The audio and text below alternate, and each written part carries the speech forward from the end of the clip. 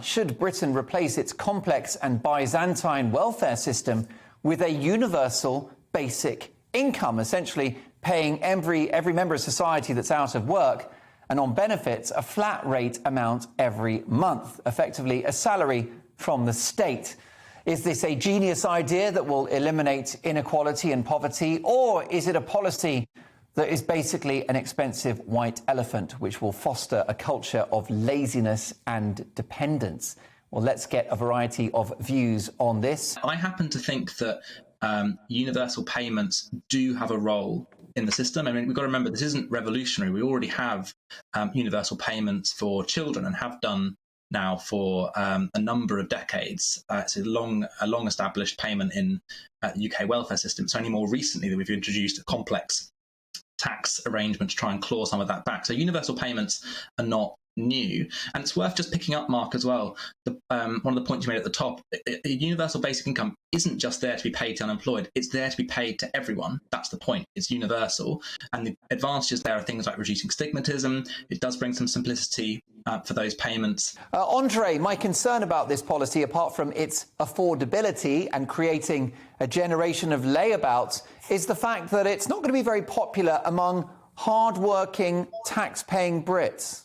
Well, that ought not to be your concern. Your principal concern should be the way that it makes people redundant. It makes people give up on life. I have an uncle who's not the most intelligent man in the world, and when he went out to be a labourer on a building site, after he'd paid all of his taxes and done anything, he was only £1 a week better off. But you fast forward 50 years and he's got a house bought and paid for. He can pay for his own hobbies. He's not a millionaire, but he was never going to be. Had he taken the advice of other people and sat round drinking special brew and eating pizzas, he'd probably be dead by now. I think we have to start saying to people that the dignity of work is extremely important. Can we put in place a proper minimum income floor for those that need it when they need it? I mean, to be quite honest, the evidence doesn't bear out some of the comments that your other panellists have brought forward to this discussion. You know, we don't have a situation where higher payments lead to people not going into work, precisely actually for the reasons they gave, because people do want to work, and having a sufficient minimum income floor doesn't suddenly stop that from happening. And the other point here as well, Mark, I think kind of some of your remarks have implied there's a sort of a wedge of people that sit on these systems, that sit on these support systems and live their lives on them. That's just simply not the case. That people move on and off as they need it. It's a form of security for the entire nation.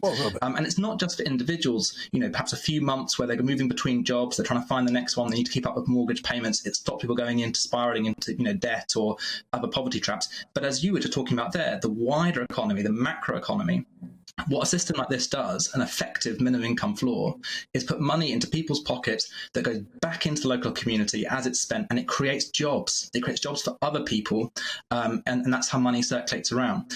I can see, you know, one of your guests shaking their heads, but I can tell them that that is how the economy works. We are simply saying that the social security system in this country has crushed huge communities. Putting people onto disability living allowance because they're depressed, they can't get a job, is a genuine disgrace.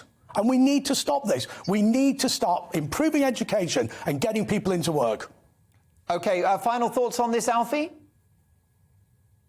Interestingly, actually, there are some real kind of synergies and complementarities between strong welfare systems and work. I mean, the most important one is boosting pay. If you empower people at the point at which they're entering the labour market to actually say no to a really crap, lousy job, and instead to wait until a job's a bit better, has better progression opportunities, better education and training opportunities, as your guest was actually, lauding, that will improve the quality of work in this country, because you have employers competing for workers rather than workers employing for rubbish jobs. And actually that can have real positive effects on the value of work.